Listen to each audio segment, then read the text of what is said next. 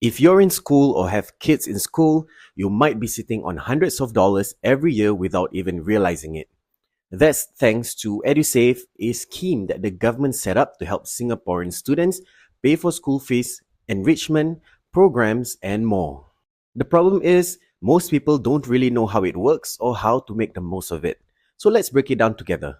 Hi, I'm Fur from Dollar Bureau, a personal finance platform that talks about insurance, investments, and financial planning. Let's start from the basics. What is the Edusave account? The Edusave account is a special scheme set up by the Singapore government for all Singaporean students in primary and secondary school. Think of it as a dedicated fund that grows alongside your child, designed to help cover the costs of education, from school fees and enrichment programs to learning devices and even school trips. And the best part, it earns a risk-free 2.5% interest per year, just like the CPF ordinary account. So while you're figuring out how to use it, it's quietly growing in the background. Wondering about how you can apply for the Edusave account for your child? You don't have to. The account is automatically open once your child enters the school system, as long as they're a Singaporean citizen. There's no application process, no forms to fill, and no action needed from you to get started. The real question is how to make the most of it, which I'll cover later in this video. But first, let's understand how much actually goes into the Edusave account each year. Every year, the government makes an annual contribution to every eligible student's Edusave account. Here's what that looks like. You get $230 a year for primary school students, $290 a year for secondary school students, and from time to time, there are one-off top-ups. In 2021 and 2023, every Edusave account received an extra $300. In 2025, we had a $500 top-up into every Edusave account. So while the base contribution is steady, these one-off top-ups can give a nice extra boost every now and then. Also worth noting, the money in the Edusave account earns a 2.5% risk-free interest per year, just like your CPF OA. If you'd like to learn more about how the CPF OA works and why it matters, we have a separate video where I break it all down. I'll put the link in the description below so you can check it out after this. Alright, we know the money is there and it's growing, but what can you actually do with it? Number one, you can use it for school fees and miscellaneous costs. If your child attends a government or a government-aided school, Edusave can cover standard school fees and additional charges like lab materials or admin fees. Number two, enrichment programs. These could be coding workshops, art classes, sports camps, basically any program that helps enhance your child's learning experience. Number three, school trips.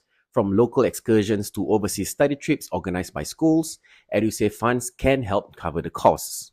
Number four, external examinations. So if your child is taking approved external exams like music, language, or academic certification, you can use Edusave to pay for the exam fees. Number five, personal learning devices. This is a big one because many secondary school students now use iPads or tablets for their lessons, and these are fully covered by Edusave. When I was in Sec 4, I used my Edusave to get a tablet. And when I was volunteering at a secondary school back in 2020, most students there had iPads funded through their Edusave account. So if your child needs a device for school, there's a good chance you won't need to pay out of pocket.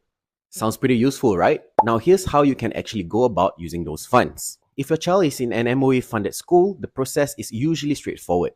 When signing up for a school program or activity, you'll often see a checkbox that says something like Use Edusave. Make sure to tick that and the school will handle the rest. They'll deduct the amount directly from the account, no extra admin on your part. If your child isn't in an MOE-funded school or if the program is outside of school, you'll need to submit a claim to MOE. That means filling up a claim form, submitting a direct debit form if it's your first time, and working with the school if you need help with the process. Once approved, the funds will be transferred to your child's bank account to reimburse the expense. If you're not sure how much is in there before using it, don't worry. Here's how to check. Unfortunately, there's no online dashboard, but checking the balance is simple. Just call the MOE's 24-hour automated hotline at 6260-0777. Follow the instructions and you'll get the balance information right away. Now, what if your child doesn't use all the money in time? Let's talk about the timeline for using Edusave funds. Edusave funds don't expire the moment your child leaves school. They can use the money up until they're either 16 or complete their secondary school education, whichever happens later. And if there's money left over, it gets automatically transferred to their post-secondary education account, also known as their PSEA. The PSEA can then be used to pay for polytechnic, ITE, or university fees and stays valid until your child turns 30. So the funds continue to serve their purpose, just in a different account. I'll cover the PSEA in another video, so be sure to subscribe and hit the notification bell icon. One common question I get is, can you top up the Edusave account? Here's something that many parents don't realize. You can't personally top up the Edusave account, only the government contributes to it. And this is through the annual contributions and the special one-off top-ups that I mentioned earlier. And this is intentional. It ensures that all Singaporean children have equal access to education support, regardless of their family's income level. But if you want to save more money for your child's education, don't worry, you've got a few options. Number one is the Child Development Account. For younger kids, you save and the government automatically matches your savings dollar for dollar up to a cap. I've covered more on the CDA in another video and I'll link it in the description below. Number two is the Post-Secondary Education Account. Once your child's Edusave transfers to PSEA, you can top up this directly. This would be useful for saving towards poly or uni fees. Number three are savings accounts or low-risk platforms. You can set up a dedicated education savings funds and invest in a money market fund for some growth. As things get more expensive yearly, having your money in a money market fund makes sure that your savings don't erode over the years. Number four are Education Insurance Plan. Education insurance plans, also known as endowment plans, offer lump sum payouts or regular disbursements for education expenses. You can look for a policy that matches when your child is expected to need the funds. Number five are investment plans. If you got a longer time horizon, regular monthly investments can compound into a strong education fund by the time your child reaches tertiary level. So yes, while you can't top up the Edusave directly, there are still plenty of ways to plan ahead. And to really get out the most of the Edusave account, a little strategy goes a long way. And that's it. The Edusave account is one of those things that often gets overlooked, but it really shouldn't be. It's a powerful tool that, when used well, can ease the cost of your child's education and open doors to opportunities you might otherwise hesitate to say yes to. While you can't add to it yourself, there's still plenty of ways you can do to build on it. Whether through the CDA, PSEA, or your own savings and investment plans, the key is to be intentional. Don't just let the funds sit there, plan ahead. Prioritize what matters and involve your child in the process when you can.